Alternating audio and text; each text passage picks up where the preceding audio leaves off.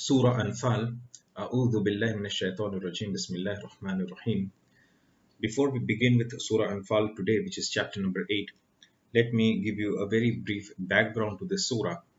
We have already stated that we are in group 2 now of our groupings of Makki Madani, the 7 groupings that there exist, and there are 7 groups, and so we are in group 2 presently, which consists of 4 surahs. The first 2 are Makki and the next 2 are Madani. We have already covered the first 2, which forms a pair, Surah An'am and Surah Araf, chapter number 6 and chapter number 7. And the next 2 they form a pair, Surah Anfal and Surah Tawbah, chapter number 8 and chapter number 9.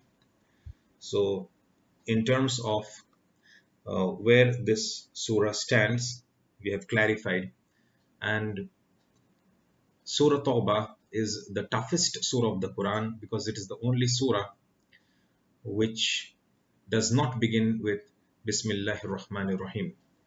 So since Surah Anfal and Surah Tawbah form a pair, Surah Anfal also has some similarities and it's also a very tough surah, as we will soon find out.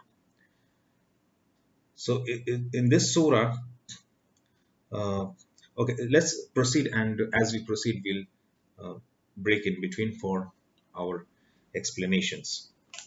They ask thee concerning things taken as spoils of war. So this is the word Anfal, Al-Anfal, the spoils of war. So the Arabic is Anfal, and this is where the surah derives its name from.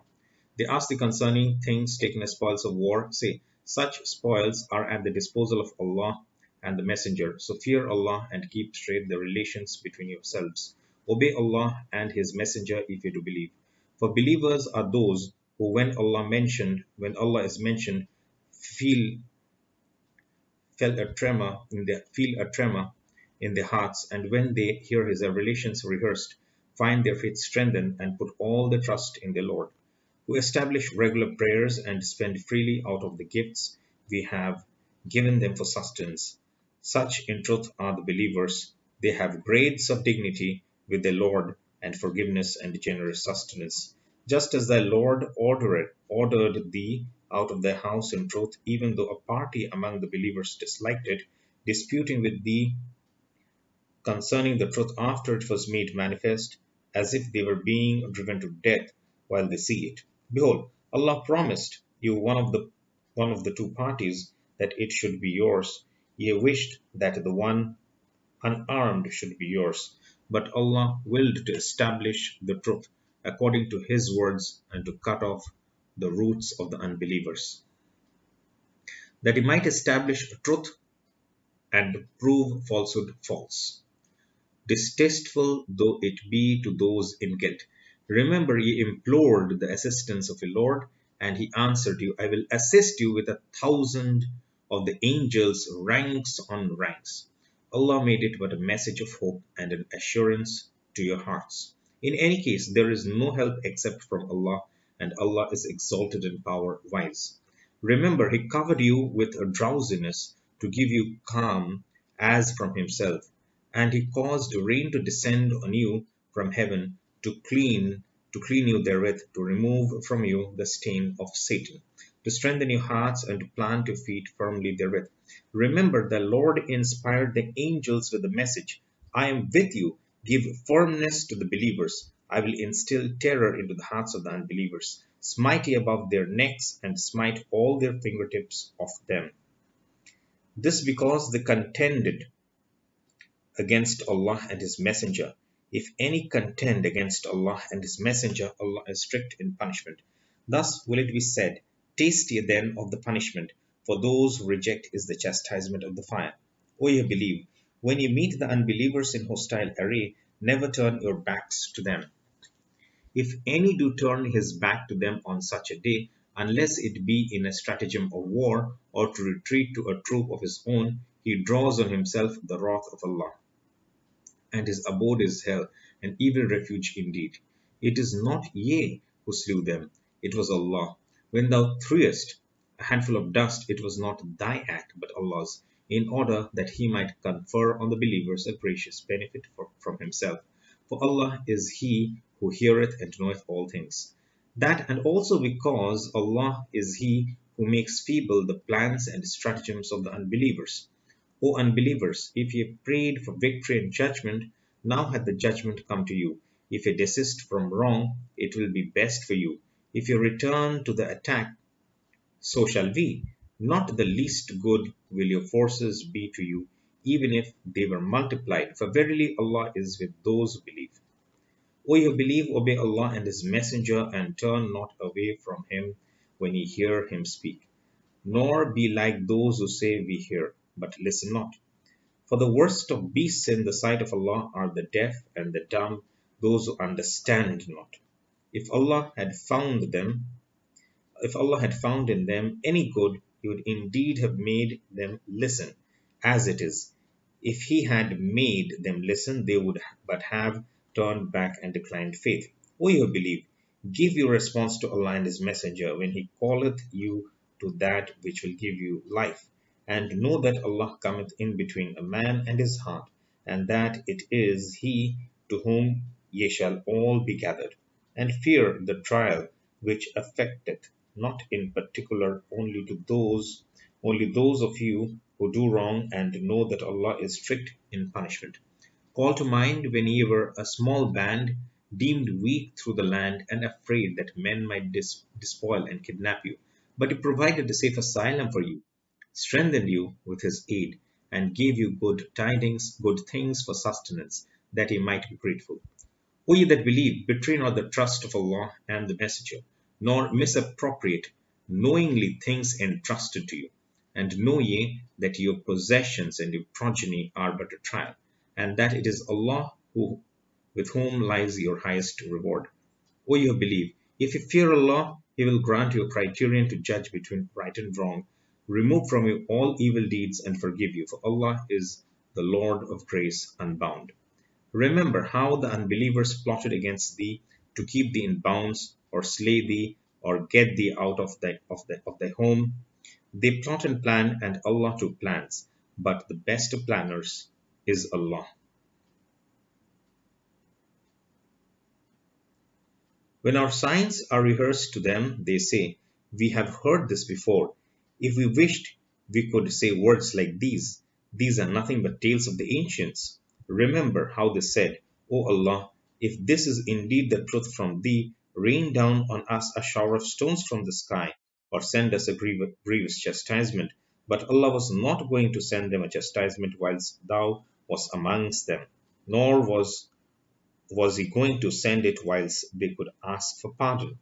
But what plea have they that Allah should not punish them, when they keep out men from the sacred mosque, and they are not its guardians? No men can be its guardians except the righteous, but most of them do not understand. Their prayer at the house of Allah is nothing but whistling and clapping of hands. Its only answer can be, taste ye the chastisement because ye blasphemed. The unbelievers spend their wealth to hinder men from the path of Allah, and so will they continue to spend. But in the end, they will have only regrets and sighs. At length, they will be overcome, and the unbelievers will be gathered together to hell, in order that Allah may separate the impure from the pure, put the impure on one on another, heap them together, and cast them into hell. They will be the ones to have lost. Say to the unbelievers, if now they desist from unbelief, their past would be forgiven them. But if they persist, the punishment of those before them is already a matter of warning for them. And fight them on until there is no more persecution, and religion becomes Allah's in its entirety. But if they cease, verily Allah doth see all that they do. If they refuse, be sure that Allah is your protector, the best to protect and the best to help. And know that out of all the booty that ye may acquire in war, a fifth share is assigned to Allah and to the Messenger, and to near relatives, orphans, the needy, and the wayfarer. If ye do believe in Allah and in the revelation sent down to our servant on the day of discrimination, the day of the meeting of the two forces, for Allah hath power of all things. Remember Ye were on the hither side of the valley, and they on the farther side, and the caravan on lower ground than ye. Even if ye had made a mutual appointment to meet, ye would certainly have failed in the appointment. But thus ye met, that Allah might accomplish a matter already decided, that those who died might die after a clear sign had been given, and those who lived might live after a clear sign had been given. And verily Allah is He who heareth and knoweth all things. Remember, in thy dream, Allah showed them to thee as few. If he had shown them to thee as many, you would surely have been discouraged, and you would surely have disputed in your decision. But Allah saved you, for He knoweth well the secrets of all hearts. And remember, when ye met, He showed them to you as few in your eyes, and He made you appear as contemptible in their eyes, that Allah might accomplish a matter already decided, and unto Allah are all matters returned. O you believe, when ye meet a force, be firm and call Allah in remembrance much and often that ye may prosper. And obey Allah and His Messenger, and fall with no and fall into no disputes, lest ye lose heart and your power depart. And be patient and persevering, for Allah is with those who patiently persevere. And be not like those who started from their homes insolently, and to be seen of men, and to hinder men from the path of Allah, for Allah compasseth all that they do. Remember, Satan made their sinful acts seem alluring to them, and said, no one among men can overcome you this day, while I am near to you. But when the two forces came in sight of each other, he turned on his heels and said, lo, I am clear of you. Lo, I see what ye see not. Lo, I fear Allah, for Allah is strict in punishment. Lo, the hypocrites and those in whose hearts is a disease, said these people, their religion has misled them. But if any trust, but if any trust in Allah, behold, Allah is exalted in might, wise. If thou couldst see when the angels take the souls of the unbelievers at death, how they smite their faces and their backs, saying, taste ye the chastisement of the blazing fire. This is because of the deeds which your own hands sent forth. For Allah is never unjust to His servants. Deeds after the manner of the people of Pharaoh and of those before them. They rejected the signs of Allah, and Allah punished them for their crimes. For Allah is strong and strict in punishment. Because Allah will never change the grace which He hath bestowed on a people until they change what is in their own souls, and verily Allah is He who heareth and knoweth all things. Deeds after the manner of the people of Pharaoh and those before them, they treated as false the sign of their Lord, so we destroyed them for their crimes, and we drowned the people of Pharaoh, for they were all oppressors and wrongdoers. For the worst of beasts in the sight of Allah are those who reject Him. They will not believe. They are those with whom thou didst make a covenant, but they break their covenant every time, and they have not the fear of Allah. If ye gain the mastery over them in war, disperse with them those who follow them, that they may remember. If thou fearest treachery from any group, throw back their covenant to them, so as to be on equal terms, for Allah loveth not the treacherous. Let not the unbelievers think that they have escaped. They will never frustrate them. Against them make ready your strength to the utmost of your power, including steeds of war, to strike terror into the hearts of the enemies of Allah and your enemies, and others besides whom ye may not know, but whom Allah doth know. Whatever ye shall spend in the cause of Allah shall be repaid unto you, and ye shall not be treated unjustly. But if the enemy incline towards peace, do thou also incline towards peace, and trust in Allah, for He is the one that heareth and knoweth all things. Should they intend to deceive thee, verily Allah sufficeth thee. He it is that hath strengthened thee with His aid and with the company of the believers. And moreover, He hath put affection between their hearts. Not if thou hadst spent all that is in the earth, wouldst thou have produced that affection, but Allah hath done it, for He is exalted in might, wise. O Prophet, sufficient unto thee is Allah, and unto those who follow thee among the believers. O Prophet, rouse the believers to the fight. If there are 20 amongst you, patient and persevering, they will vanquish 200. If 100, they will vanquish 1,000 of the unbelievers. For these are a people without understanding. For the present Allah hath lightened your burden, for he knoweth that there is a weak spot in you. But even so, if there are 100 of you, patient and persevering, they will vanquish 200, and if 1,000, they will vanquish 2,000, with the leave of Allah. For Allah is with those who patiently persevere. It is not fitting for a prophet that he should have prisoners of war until he hath thoroughly subdued the land. Ye look for the temporal goods of this world, but Allah looketh to the hereafter. And Allah is exalted in might, wise.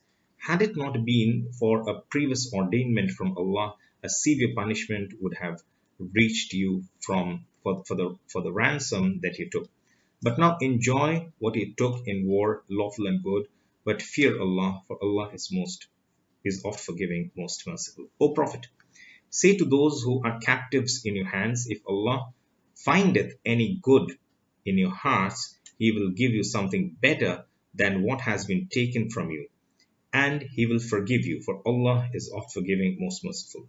But if they have treacherous designs against thee, O Messenger, they have already been in treason against Allah, and so hath He given thee power over them, and Allah is He who hath full knowledge and wisdom. Those who believed and emigrated and fought for the faith with their property and their persons in the cause of Allah, as well as those who gave them asylum and aid, these are all friends and protectors one of another.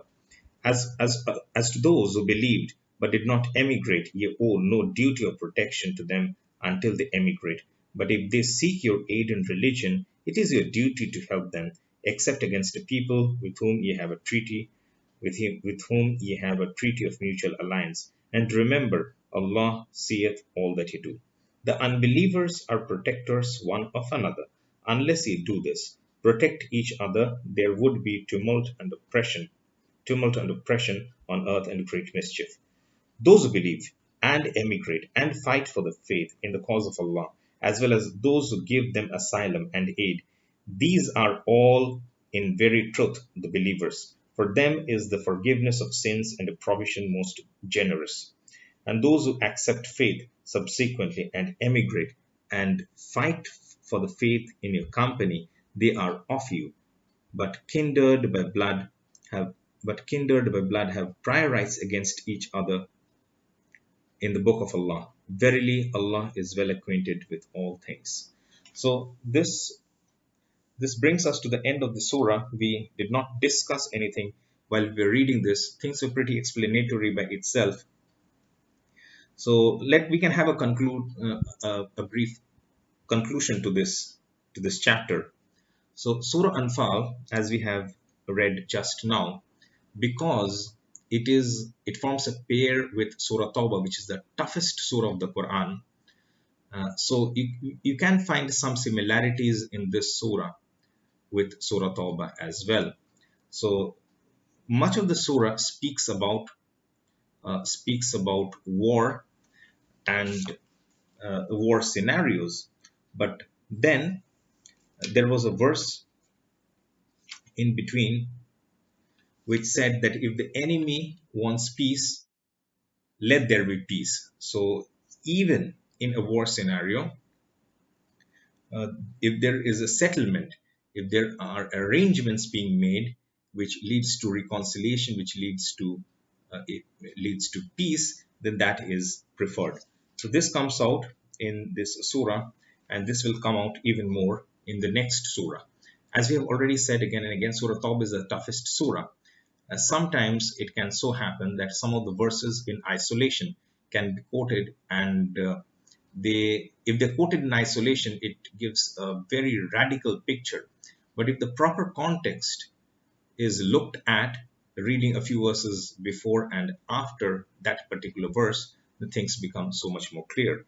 And at that time, the message does not in any way look as radical as it would otherwise. it fits into a context, and that's we'll explore that aspect in during a discussion on Surah Tawbah. So with this, we come to an end of Surah Anfal, chapter number 8. And so that's it for this session.